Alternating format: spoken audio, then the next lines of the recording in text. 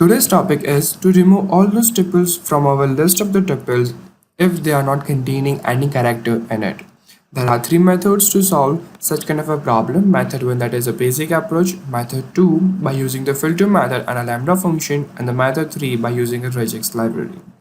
Let's start from the first method, that is by the basic approach. First, we are going to initialize our list.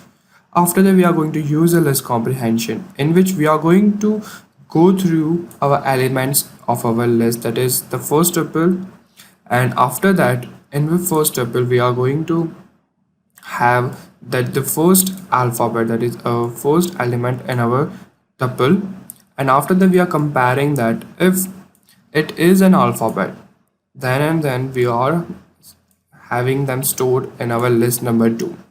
If it isn't, then we are not going to store in it. As you can see it over here, our second tuple over here, which only contains an indent, is not having stored in the list 2. Similarly, our last tuple, which consists of the special characters, it isn't also stored over here.